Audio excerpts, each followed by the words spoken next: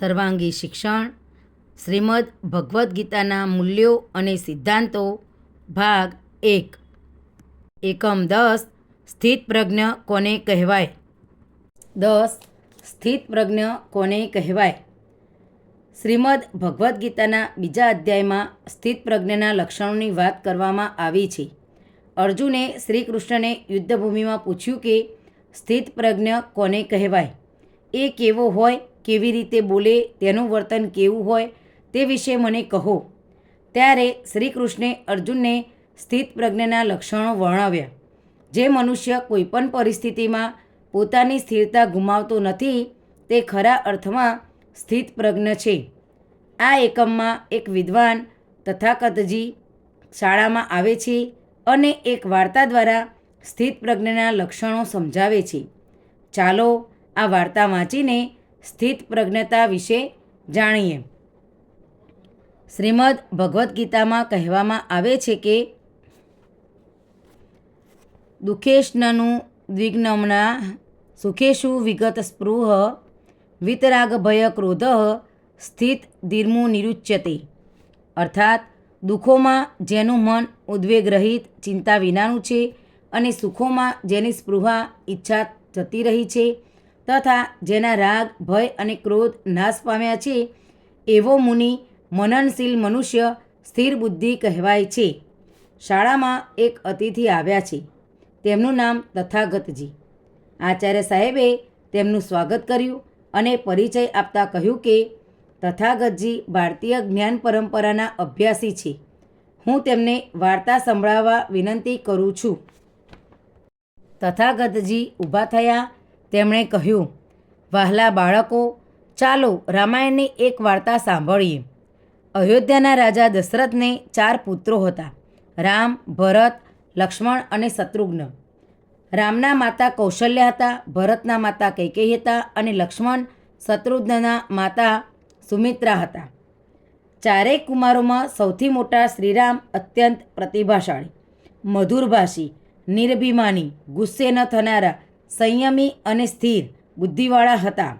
તેથી જ પ્રજામાં અત્યંત પ્રિય હતા. સમય જતાં દશરથ રાજા વૃદ્ધ થયા. તેઓ ઈચ્છતા હતા કે પોતાની ઉપસ્થિતિમાં જ રામ રાજગાદી સંભાળી લે. સભાજનો, તમે સૌ જો સંમતિ આપો તો હું આવતીકાલના શુભ દિને જ મારા સૌથી મોટા પુત્ર રામનો રાજ્યાભિષેક કરું. અહો, આ તો અમારું સદભાગ્ય. અમારી સૌની સંમતિ છે. દશરથ રાજાએ મંત્રી સુમંત્રને બોલાવીને કહ્યું, સુમંત્રજી, તમે તરત જ જાઓ અને રામને અહીં તેડી લાવો. જેવી આજ્ઞા મહારાજ.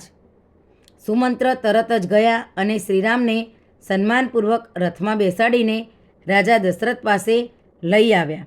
શ્રીરામે પિતાને વંદન કરીને પૂછ્યું, પિતાજી, આપના સંદેશ પ્રમાણે હું આવ્યો છું. આપ આદેશ કરો, મારે શું કરવાનું છે? દશરથ રાજાએ અત્યંત વહાલથી કહ્યું, પુત્ર, તારા ઉમદા ગુણોને કારણે તું મને અત્યંત પ્રિય છે. રાજસભાની સર્વસંમતિ છે અને સ્વયં મારી પણ એવી ઈચ્છા છે કે આવતીકાલે સવારે પુષ્યયોગમાં તારો રાજ્યાભિષેક થાય. શ્રીરામે વંદન કરીને કહ્યું, જેવી આપની આજ્ઞા પિતાજી. આ સમાચાર સમગ્ર અયોધ્યા નગરીમાં પ્રસરી ગયા. 4 બાજુ પ્રસન્નતા હતી. લોકો શ્રીરામનો જય જયકાર કરવા લાગ્યા. દશરથ રાજાએ કુલગુરુ મહર્ષિ વશિષ્ઠ પાસેથી શ્રીરામના રાજ્યાભિષેકની તૈયારી અંગેની માહિતી જાણ્યા બાદ સભાજનોને વિદાય આપી. દિવસના અંતે રાજા આ શુભ સમાચાર આપવા રાણી કૈકેયીના ભવનમાં ગયા. બીજા દિવસની સવાર પડી. મહર્ષિ વશિષ્ઠ સહિત અન્ય લોકો રાજસભામાં એકઠા થયા. સૌને મહારાજા દશરથની પ્રતીક્ષા હતી. સૌ ચિંતામાં પડ્યા. મહારાજા હજુ કેમ ન આવ્યા? બીજી બાજુ સુમંત્ર ઉતાવળે પગલે શ્રીરામના ભવને પહોંચ્યા ને બોલ્યા, પ્રિય રામ, મહારાજ દશરથ આપને તત્કાળ મળવા માગે છે. શ્રીરામ સુમંત્રની સાથે રાજભવન પહોંચ્યા. મહારાજા તેમના કક્ષમાં ન હતા, કોપભવનમાં હતા. પિતા પાસે પહોંચેલા શ્રીરામે જોયું કે મહારાજા દશરથ દુઃખી અવસ્થામાં વિલાપ કરી રહ્યા હતા. બાજુમાં રાણી કૈકેયી ઊભા હતા. કૈકેયીએ સાધારણ વસ્ત્રો પહેર્યા હતા. તેમના વાળ વિખરાયેલા હતા. શ્રીરામને જોઈ મહારાજ દશરથથી નિશાસા સાથે બોલી જવાયું, હે રામ, પિતાજી આપ કેમ વિલાપ કરો છો? એકાએક શું થયું માતા?